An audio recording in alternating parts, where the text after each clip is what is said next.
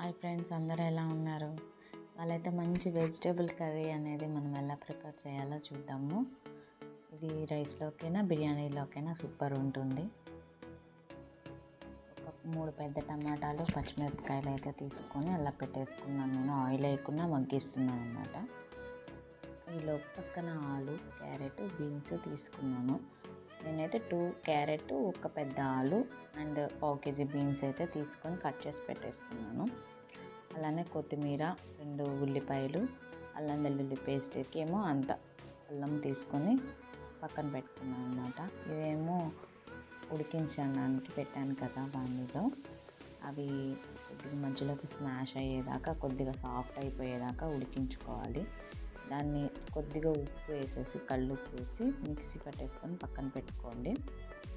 తర్వాత ఒక కడాయి పెట్టుకొని 2 స్పూన్స్ ఆయిల్ అయితే నేను వేసాను. దాంట్లో బే లీవ్స్ అయితే వేసాను. ఇప్పుడు కట్ చేసి పెట్టుకున్న మన బీన్స్, క్యారెట్ 2 అయితే వేసాను ప్రజెంట్. ఎందుకంటే అవి ఉడకడానికి టైం పట్టేస్తాయి కాబట్టి ముందు అవి వేసుకున్నాను.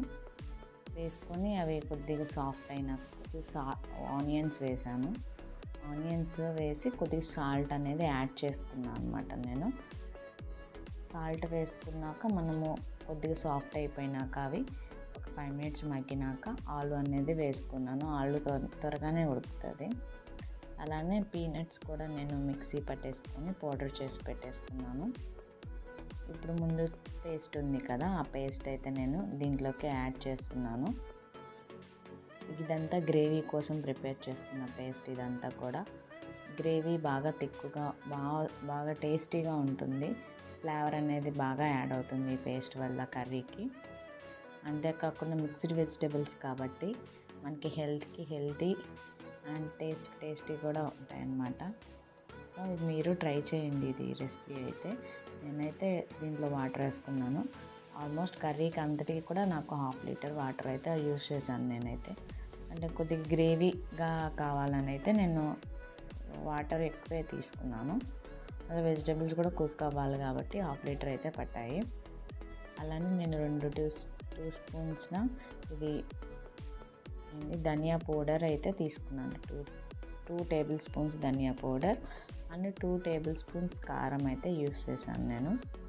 మీకు టేస్ట్కి తగ్గట్టు మీరు కారం అయితే వాడుకోండి. ధనియాల పొడి అయితే 2 టేబుల్ స్పూన్స్ ఖచ్చితంగా పడుతుంది. సాల్ట్ కూడా టేస్ట్కి తగ్గట్టు చూసి వేసుకోండి. ఫైనల్గా లాస్ట్లో ఆయిల్ ఇట్లా కొద్దిగా లైట్గా బయటకు వచ్చింది అన్నప్పుడు స్టవ్ ఆఫ్ చేసుకుంటే సరిపోతుంది. Tasty vegetable curry.